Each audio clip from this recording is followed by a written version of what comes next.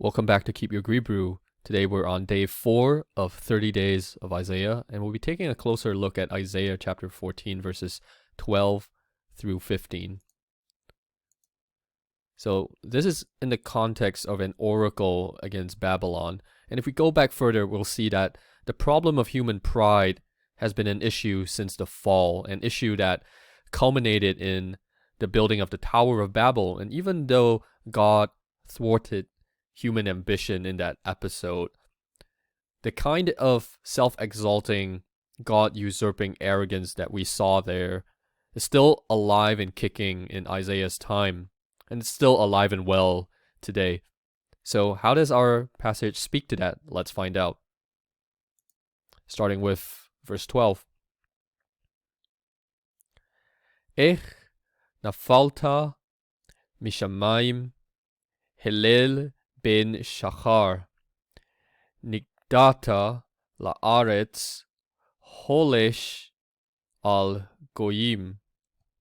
Okay, there's a fair bit going on in this verse, and also a long-standing debate about what this word means, and we're going to take a look at that.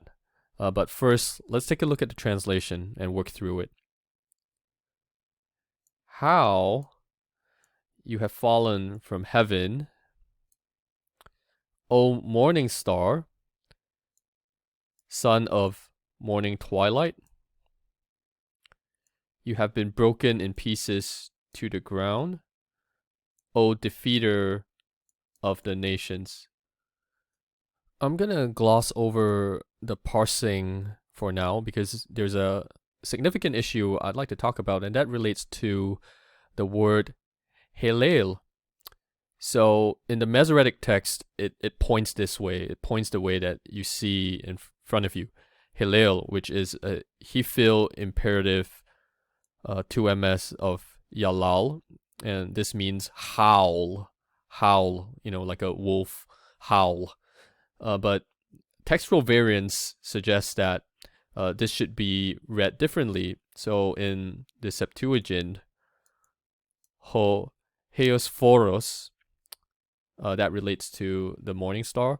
In the Vulgate, it's translated as Lucifer or light bringer. And so a common misconception is that this word relates to Satan, but this is not right because in context, we know this is referring to the king of Babylon, not Satan. Moving on to verse 13.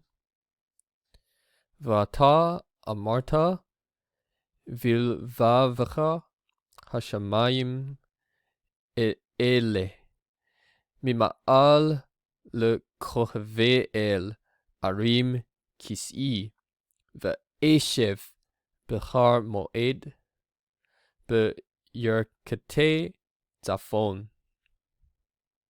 Let's work through the translation. But you said in your heart, I will go up to the heavens above the stars of El, or the stars of God. I will raise or establish my throne, and I will sit on the mountain of meeting, or the mountain of assembly, on the extremities of Mount Zaphon. So this could refer to the extreme heights of Mount Zaphon. So as you might know, Zaphon in Hebrew means north, but Mount Zaphon, it's kind of like the Canaanite equivalent of Mount Zion. It's like the anti-Mount Zion. In that ancient Near Eastern religious tradition, Mount Zaphon would have been their holy mountain. Morphologically, just want to point out this cal trio here. So this is a cal imperfect 1CS WCJ of Yashav. So this might throw you off if you've forgotten your cal trio. So just remember that the cal imperfect 3MS of Yashav is Yeshev. and then this will not throw you off as much. Okay, moving on to verse 14.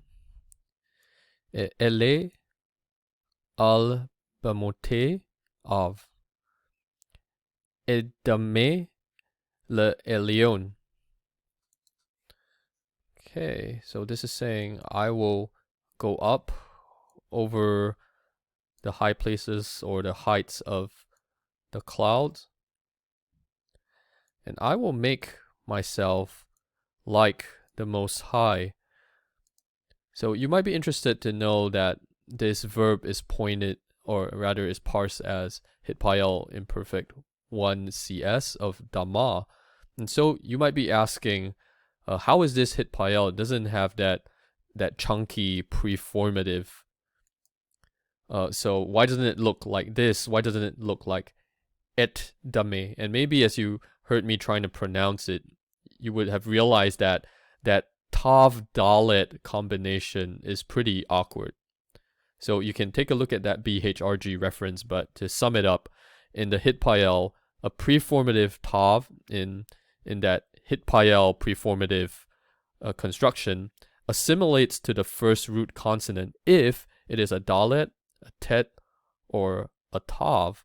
If it creates this dental plosive sound, then it makes a lot of sense for one of those sounds to assimilate into the next one, and that's what's happened here. On to verse 15. Ach el Shaol Turad el Yarkete Bor. How you have been brought down to Sheol, to the extremities of the pit. Turad is a whole file imperfect 2ms of Yarad. And with that, we've basically gone through the translation for these 4 verses. So what I'd like to do now is to take a step back and look at what we've translated in terms of its structure. And I think what we'll see is that there's a chiastic structure that reveals the poetic reversal of Babylon's pretension. So what seems to be foregrounded is this kind of like self-deification. It's not even self-glorification. It's an attempt to undo the creator-creature distinction. And this declaration that I will sit on the mountain, the extremities of Mount Zaphon, is incredibly arrogant and presumptuous. It's basically a claim to self-godhood. But notice how the rest of the chiasm reverses that. So there's this parallel claim of, I will go up to the heavens, I will set my throne above the stars of El.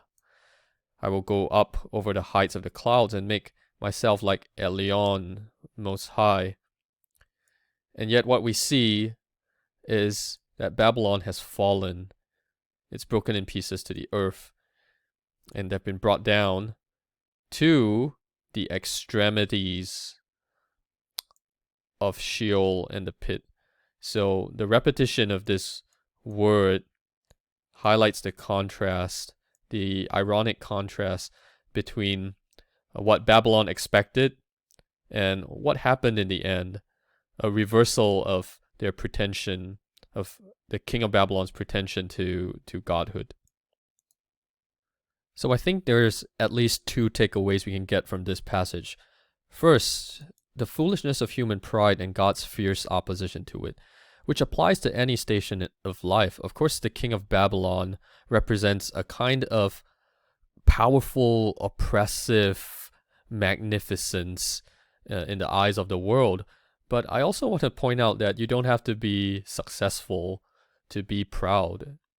Pride infects everyone in any station of life. And so I hope what we would do is reflect on ways in which we may be engaging in the same kind of self-exalting, God-usurping pride that we see here. Second thing, I'd like us to consider how we can read this passage in light of the gospel, and this is, I think, one point of contact, that the Son of the Most High, fully God and fully man, very God of very God, was slain for our pride, the righteous for the unrighteous, yet resurrected and enthroned on high, that united to him by faith, we may put on the new self, created after the likeness of God in true righteousness and holiness. Jesus, through his life, death, and resurrection, proves that he is God and we are not. Yet at the same time, he does not look at us with contempt, but he invites us to come to him in humble faith, that united to him, we may become, in a way that is sanctioned by God, more and more like him. That's all for today. See you again tomorrow for more on 30 Days of Isaiah.